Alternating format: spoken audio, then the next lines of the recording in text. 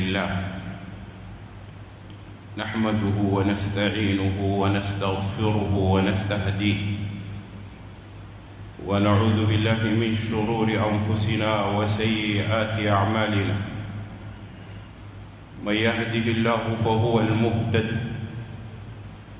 ومن يضلل فلن تجد له وليا مرشدا. وأشهد أن لا إله إلا الله وحده لا شريك له في ربوبيته وألوهيته وأسمائه وصفاته. تقدس ربي جل وعلا عن الشريك والنظير والشبيه والمثيل. وأشهد أن خليلنا وحبيبنا وصفينا المصطفى صلى الله عليه وسلم بلغ الرسالة وأدى الأمانة ونصح لهذه الأمة وجاهد في الله حق جهاده حتى أتاه اليقين من ربه. صلوات ربي وتسليماته عليه. ما ترك شيئا يغرب الناس من منهاج ربهم إلا دلهم وحثهم عليه، وما من شيء يباعد الناس من الطريق والمنهاج إلا نهاهم عنه أشد النهي والتحذير. تركنا على محجة بيضاء ليلها كنهارها لا يزيغ عنها إلا هالك. يا أيها الذين آمنوا اتقوا الله حق تقاته ولا تموتن إلا وأنتم مسلمون. يا أيها الناس اتقوا ربكم الذي خلقكم من نفس واحدة وخلق منها زوجها وبث منهما رجالا كثيرا ونساء. واتقوا الله الذي تساءلون به والأرحام إن الله كان عليكم رقيبا. يا أيها الذين آمنوا اتقوا الله وقولوا قولا سديدا يصلح لكم أعمالكم ويغفر لكم ذنوبكم، ومن يطع الله ورسوله فقد فاز فوزا عظيما. أما بعد، معشر المسلمين، يقول الواحد الديان في محكم التنزيل: قل من يرزقكم من السماوات والأرض قل الله وإنا أو إياكم لعلى هدى أو في ضلال مبين. قل لا تسألون عما أجرمنا ولا نسأل عما تعملون. قل يجمع بيننا ربنا ثم يفتح بيننا بالحق وهو الفتاح العليم. قل أروني الذين ألحقتم به شركاء، كلا بل هو الله العزيز الحكيم. وما أرسلناك إلا كافة للناس بشيرا ونذيرا ولكن أكثر الناس لا يعلمون. قل يا محمد من يرزق الناس مما ينزل عليهم من السماء من الماء والرزق من الله، ومما تنبت الأرض من بقلها وفومها وعدسها وبصلها من نباتها وأنعامها من هوائها. من يفعل ذلك، من يدعي فعل ذلك، قل الله، لا يفعل هذا سوى الله. قل من يرزقكم من السماوات والأرض قل الله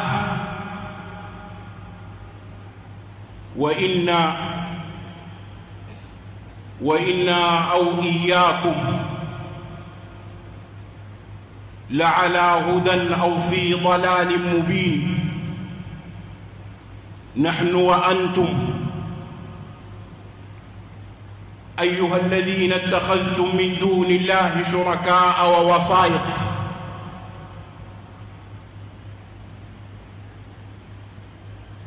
منا من هو على الهدى ومنا من هو على الضلال. تنزل الله جل وعلا للمخالف في هذه الآيات في 7 وطلب من النبي صلى الله عليه وسلم أن يتنزل في الخطاب للمخالف. قل لهم يا محمد الذي يكلؤكم بالليل والنهار هو الله الذي يحييكم ويميتكم هو الله الذي يمرضكم ويشفيكم هو الله لكنك يا محمد لا بد أن تخاطب هؤلاء بخطاب جميل حتى يدخل شغاف قلوبهم فيعلموا أن الخالق الرازق المحيي المميت الذي بيده ملكوت كل شيء هو الواحد المستحق للعبادة وحده من دون العالمين. قل من يرزقكم من السماوات والأرض قل الله. قل لهم يا محمد من الرازق قل لهم يا محمد هو الله.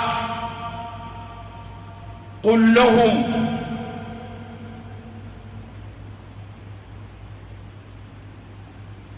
قل لا تسألون عما أجرمنا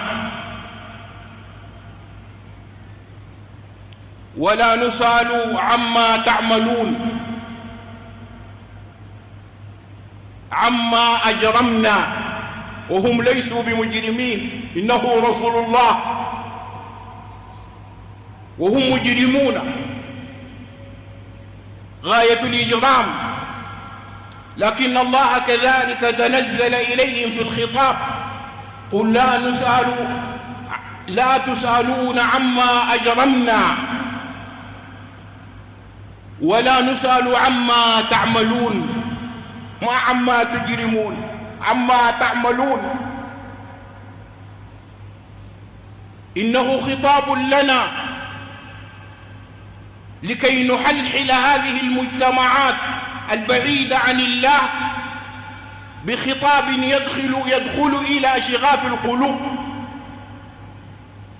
لأن إرادتنا هو هدايتهم ليس تقريعهم ولا إصاد الباب في وجوههم بل فتح الباب على مصراعيه ليدخلوا جميعا إلى الله. وإنا أو إياكم نحن وانتو لعلى هدى أو في ضلال مبين. تنزل الله في الخطاب للمشركين لكي يدخل يخاطب عقولهم. قل يا محمد لا تسألون عما أجرمنا ونحن لسنا بمجرمين مؤمنين. لا تسألون عما أجرمنا ولا نسأل عما تعملون.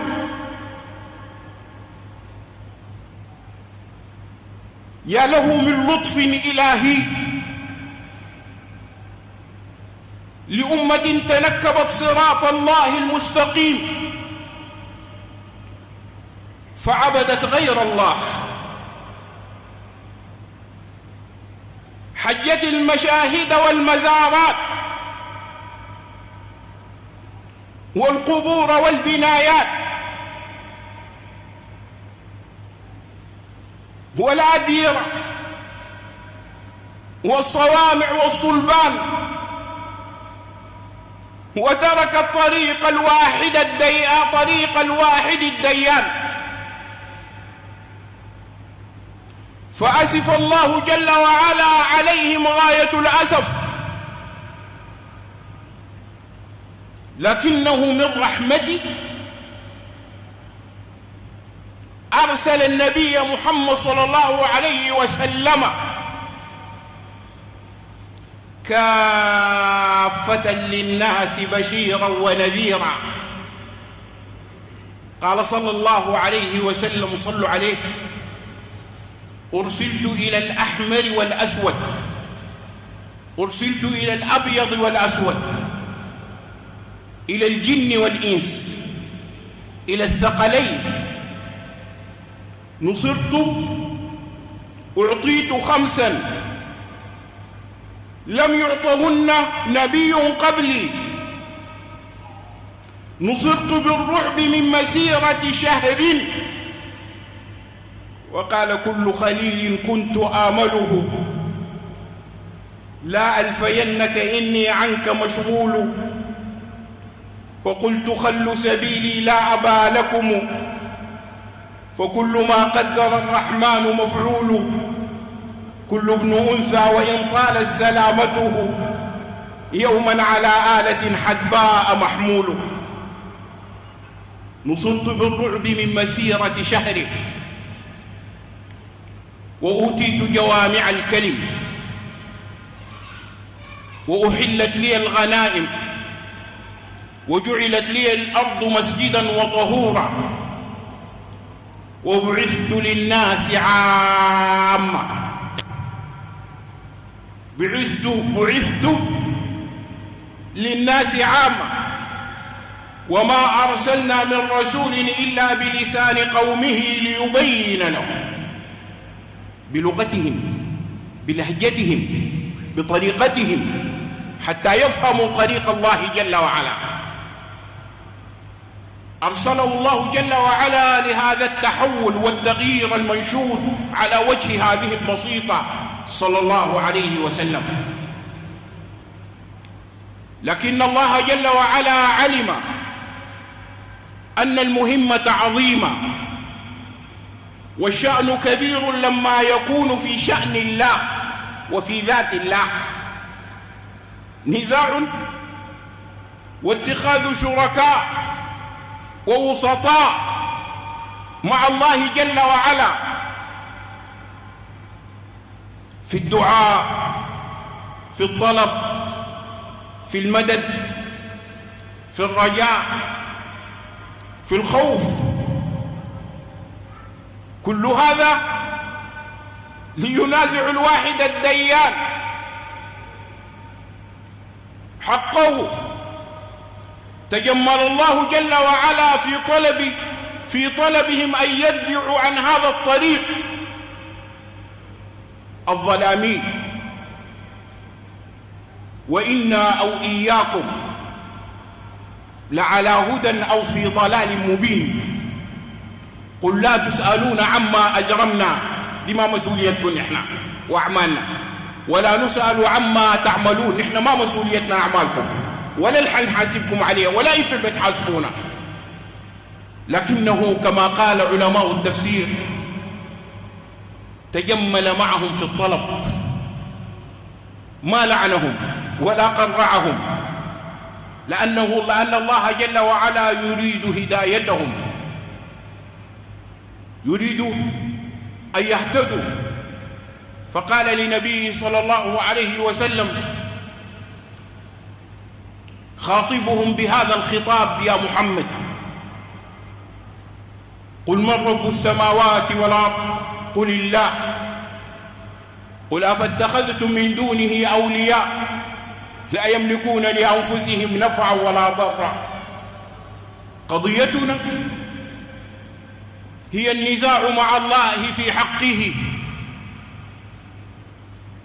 قضيتنا هي نزاع العباد لله جل وعلا في حقه، في خلقه وملكه وتدبيره، في إخلاص العبادة له. أقول ما تسمعون وأستغفر الله لي ولكم من كل ذنب فاستغفروه إنه هو الغفور الرحيم.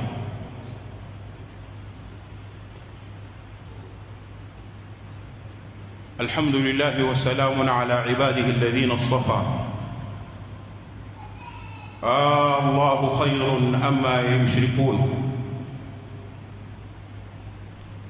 قل يجمع بيننا ربنا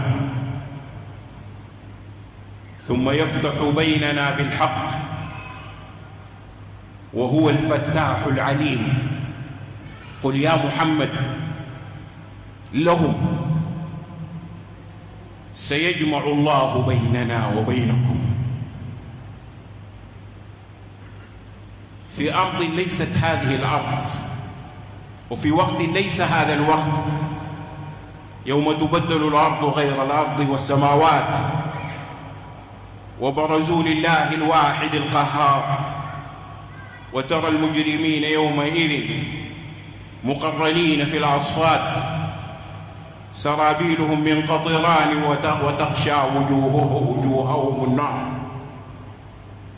الله يجمع بيننا وبينكم ثم يفتح ثم يقضي. الفتح هنا بمعنى القضاء كما قال ابن عباس وجماعة من السلف. ثم يفتح بيننا بالحق، أن يقضي الله جل وعلا بيننا، الحاكم العالم الحكم العدل، الحاكم العدل العالم بالخفايا والنيات، لا تعزب عنه خافية ولا ظاهرة. الحكم العدل الذي لا يجور ولا يحتاج إلى بينة، لا يجور، لا يظلم ربك أحدا ولا يحتاج إلى من يشهد ولا إلى بينة. اليوم نختم على أفواههم وتكلمنا أيديهم وتشهد أرجلهم بما كانوا يكسبون. يختم الله جل وعلا على هذه الجوارح، فإذا كان الاغتراف عن طريقها نطقت، أنطقنا الله الذي أنطق كل شيء يحكم بيننا بالحق بالعدل، يفتح بيننا بالحق،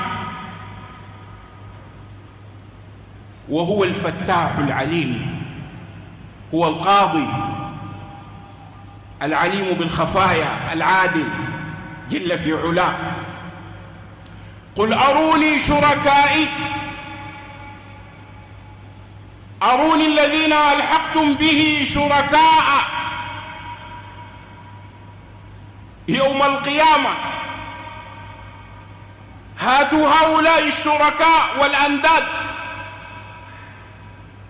الذين تدعونه في الدنيا أنهم يلحقونكم وتستجيرون بهم وتطلبون منهم المدد والعون وتدعونهم وتجعلونهم وسائط بينكم وبين الله. ما نعبدهم إلا ليقربونا إلى الله زلفى. أروني الذين ألحقتم به شركاء. وين ما يلحقوكم، ما يرفع عنكم العذاب، كلا لا يستطيعون. ضعف الطالب والمطلوب، هم عيال جميعا على الله جل وعلا،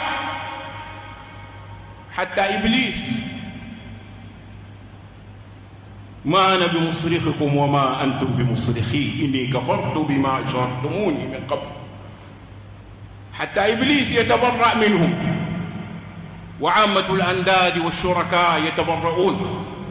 أأنت قلت للناس اتخذوني وأمي إلهين من دون الله قال سبحانك ما يكون لي أن أقول ما ليس لي بحق إن كنت قلته فقد علمته تعلم ما في نفسي ولا أعلم ما في نفسك إنك أنت علام الغيوب ما قلت لهم إلا ما أمرتني به أن اعبدوا الله ربي وربكم وكنت عليهم شهيدا ما دمت فيه.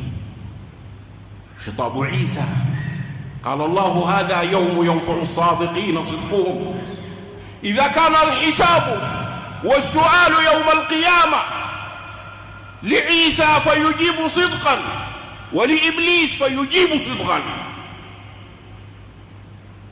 إبليس ذاته يوم القيامة ما يقدر يكذب.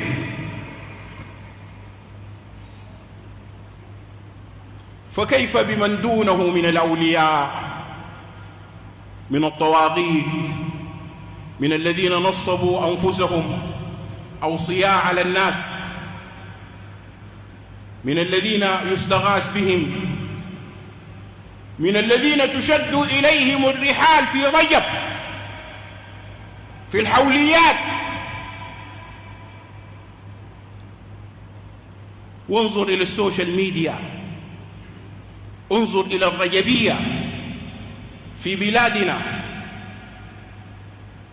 ستعلم كمية ومدى الجهل الذي أطبق على بلادنا. حج إلى هذه المشاهد والقبور والمزارات، حج ودعاء لهؤلاء المشايخ، مدد يا فلان ادينا مدنا بالصحة والعافية والمال والأمن من دون الله. قل أروني الذين ألحقتم به شركاء كلا كلا بل هو الله العزيز الحكيم الذي ليس له شريك ولا نظير ولا ند ولا شبيه. عباد الله، لابد أن نمحض علاقتنا فقه عقيدتنا، نمحض فقه عقيدتنا بالله وندعو لها عيانا بيانا جهارا نهارا، ونقول لا بلطف كما أمر الله جل وعلا لهؤلاء الحيارى في بلادنا الذين يحجون في الحوليات أي الأعياد التي تأتي حولا بعد حول فيما يسمى بالإسراء والمعراج، الاحتفال بأعياد الإسراء والمعراج. أسري به صلى الله عليه وسلم، والأحاديث في الصحيحين وفي السنن والمسانيد لا ينكرها عاقل ولم ينكرها عاقل، لكنه بيان للتوحيد. أسرى بعبده ليلا من المسجد الحرام إلى المسجد الأقصى الذي باركنا حوله لنريه من آياتنا إنه هو السميع البصير. أخرجه بمعجزة وأركبه البراق التي تضع خفها عند منتهى بصرها، أسرع من الصوت، أسرع من الضوء. وجمع الله جل وعلا له الأنبياء في بيت المقدس، خلصه الله جل وعلا من براثن هؤلاء الصهاينة، خلص الله جل وعلا المسجد الأقصى أولى القبلتين وثاني الحرمين الشريفين، خلصه الله جل وعلا من براثن هؤلاء الصهاينة الأعداء. صلى بهم وتقدم الصفوف صلى الله عليه وسلم فجمع له الأنبياء جميعا، والأنبياء أكثر من 124 ألف نبي ورسول على الصحيح من قول النبي صلى الله عليه وسلم. منهم من قصصنا عليك ومنهم من لم نقصص عليك. في ناس كلمناك بهم في الغرب وفي ناس ما كلمناك بهم، لكن على الصحيح كما جاءت السنة أكثر من 124 ألف حديث، ألف نبي ورسول. وإن من قرية إلا خلا فيها نذير، أي وما من قرية، ما من قرية إلا خلا فيها نذير. أرسلناك للناس بشيرا ونذيرا، كافة للناس بشيرا ونذيرا. تقول لهم ده الصح وتبشرهم بالجنة، وتقول لهم ده الغلط وهم مشيتوا فيه وحكمشوا النار، لكن لست عليهم بوكيل وما أنت عليهم بحفيظ، إن عليك إلا البلاغ. لا تذهب نفسك عليهم حسرات، إن كان كبر عليك إعراضهم فإن استطعت أن تبتغي نفقا في الأرض أو سلما في السماء فتأتيهم بآية، ولو شاء الله لجمعهم على الهدى فلا تكونن من الجاهلين، إنما يستجيب الذين يسمعون. نأسف كل الأسف لما يحصل في بلادنا في هذه الأيام من جهل مطبق على كثير من المسلمين العوام، ومنهم من يدعي العلم في ذهابهم إلى المشاهد والقبور، إلى الرايات، إلى الحوليات. والأغرب من ذلك أنهم لا يطلبون من رب البريات، وإنما يطلبون من الشيخ. يضع الشيخ أمامهم على كرسي أو على سرير، ثم يقف أحدهم أمامه فيقول مدد يا شيخي، أمدني يا مدد مدد. شرك صراح، ومنهم من يدعوه ومنهم من يخافه ومنهم من يرجوه، ومنهم من يتكلم الشيطان على لسانه، زي ما بنقول في السودانية ترجم، يتكلم سرياني، يقول لك يتكلم سرياني. سرياني تكلم الشيطان على لسانه لغمرة ما يجده من الشرك وقرع الطبول التي تقرع في القلوب، وعظم هذا الموقف البعيد من الله. استحوذ عليهم الشيطان فأنساهم ذكر الله، وألزمهم ذكر المشايخ وذكر الطرق والنوبات والرايات والقبور والأضرحة والقباب، وكل ذلك كفرنا به كفرا صباحا. كفرنا بهذه المشاهد والقباب والرايات والقبور والطبول التي تدعى من دون الله ويحج لها سنويا لغير الله. أروني، قل يا محمد أروني شركاء الذين لحقتم بالله، يرزقوا ويدوا الجنة وينزلوا المطر ويدوا الرزق. أخذتم أفعال الله الخاصة به فجعلتوها إلى مشايخكم. أفيقوا أهل السودان، أفيقوا أفيقوا أيها العالم إلا ما رحم الله، أفيقوا.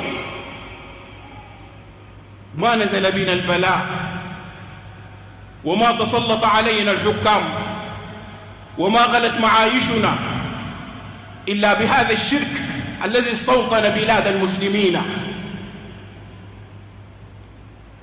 أروني شركاء الذين ألحقتم به شركاء، كلا بل هو الله العزيز الحكيم. وما أرسلناك يا محمد إلا كافة للناس. أنت بشير ونذير، أنت بتهديهم لله بالحسنى، أنت بتتجمل للطلب. صلوا عليه صلى الله عليه وسلم. وما أرسلناك إلا كافة للناس بشيرا ونذيرا ولكن أكثر الناس لا يعلمون.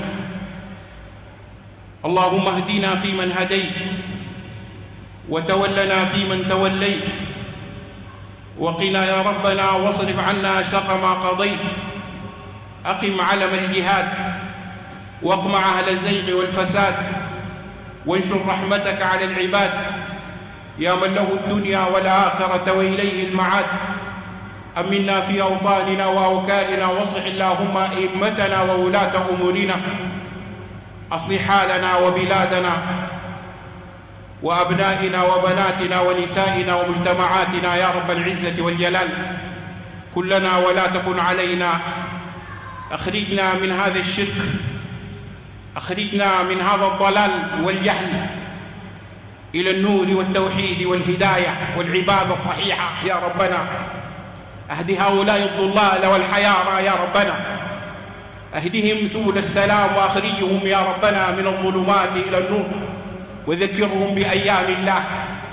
كلنا غوثا ومعينا ومستغاثا يا رب العزة والجلال مما نحن فيه.